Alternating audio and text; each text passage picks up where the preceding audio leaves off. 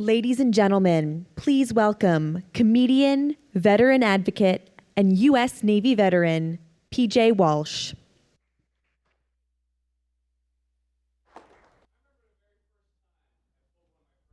Joined the military. Graduation night, standing around at a keg in the woods, just drinking some Budweiser, breaking the law, filling our cups. My buddy goes, "Yo, Peach, you're making a mistake joining the Navy. I get it. You didn't get into college you want to get into." I didn't get into any colleges. Night before my SATs, I went to go see Van Halen. My SAT scores reflected a young man who just saw Van Halen. He goes, "All right, Peach, why the Navy?" Truth is, I always felt like I needed to serve. And my favorite movie is An Officer and a Gentleman. And Luke Duke from The Dukes of Hazzard, not the actor Tom Wolpat who portrayed the character, but the actual character, Luke Duke, was a former Navy boxing champ. And I thought that was the coolest thing. So what I'm telling you is I made my life's biggest decision based off a TV character's backstory. Just to show you what we were dealing with here. Well, not that one. These are out of... Nope. This is why you never give a comedian technology.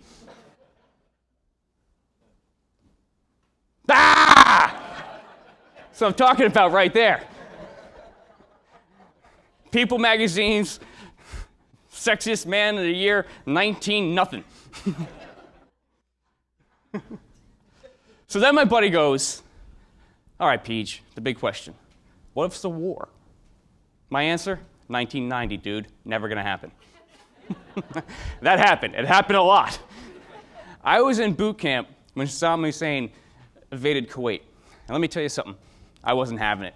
I graduated a 4.0 sailor.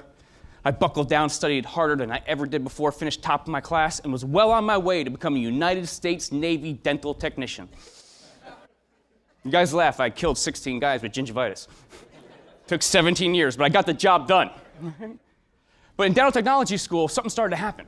Like whenever we had downtime, our class leader saw this as an opportunity. He'd be like, "Hey, Walsh, come on up here, man. Come up here and talk, man. Get up here and talk, man." Like, "What are you talking about?" He goes, "Get up here. Do that stuff you do. You know how you're always like, just do that, man." I was like, "All right. What's up, guys? All right, look, how many of you guys went to boot camp with guys who didn't know how to swim?" Right? Yeah, I was in Navy boot camp with 60 guys. 29 of them could not swim. I was like, "You just joined the Navy. If you look at the brochure, there's water." You know what that tells me? Someone in the Army right now is a guy in the woods like, "Whoa, dude, trees freak me out." Somebody in the Air Force like, "I hate air."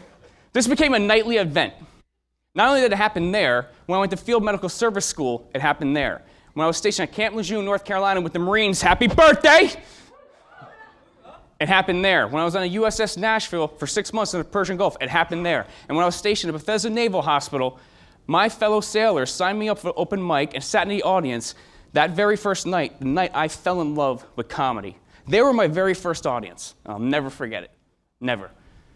Now, my job when I was at Bethesda, my last job was I was the primary dental technician for the first and second families at the White House.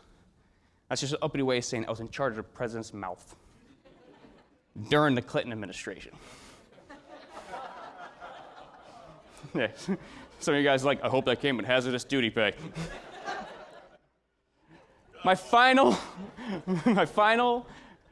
day in uniform, I got to meet President Clinton in the Oval Office. And I walk in, he's smiling, and I shake his hand, and he goes, "So, PJ, what are you gonna do now you get out of the Navy?" I said, "Mr. President, I'm gonna be a comedian." And he goes, "Well, I'm sure you picked up plenty of material here."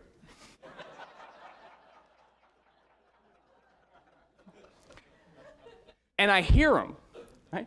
But the only thing I'm thinking, it's true, is, my God, this is the softest carpet I've ever stood on in my life.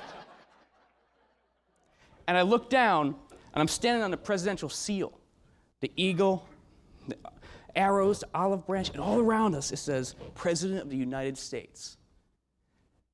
If you showed me a picture of the moon and the White House, when I was in high school, they were the same distance away from me. I wasn't getting to either of them. Somehow I made it to the White House. So I took everything that the Navy taught me and I poured it into becoming a comedian. Open mics. I slept in rest stops, in my car, everywhere for years and years. In 2004, I became a professional comedian. That same year, I took my first trip overseas to entertain the troops. Japan, Korea, Bosnia, Kosovo. It was like a coming home. It was the greatest feeling ever. Right? Same year, I took my first trip to a war zone to entertain troops. Very different. Very different. I was in a C-130 flying over Afghanistan. Done that hundreds of times. This night, we were carrying remains. I'm sitting, got my earplugs in. Directly in front of me are 2 American flag-draped coffins. Now, a C-130, if you don't know, it's loud as a factory. That night, every sound was gone. It's a silence I'll feel for the rest of my life. We land at our destination. The flight crew asks, will you participate in a removal ceremony? Absolutely. Moments later, I'm standing at the base of the plane, at parade rest, shoulder to shoulder, with military members. I hadn't done that since 1995. The flag-draped coffins come into view, and we snap to attention. I stood at attention 1,000 times while I was in the military. Never got it. Not until that moment. I really, really got it. Now, I live in a world of laughter. It's awesome. My friends are funny. It's the best place ever, right? But what's laughter? You ever think about it? I'll tell you my definition of laughter.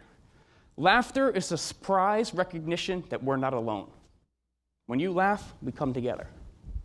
So sometime, very, very soon, I'm going to pack my bag, I'm going to get on a plane, and I'm headed to an undisclosed location to entertain people who aren't there.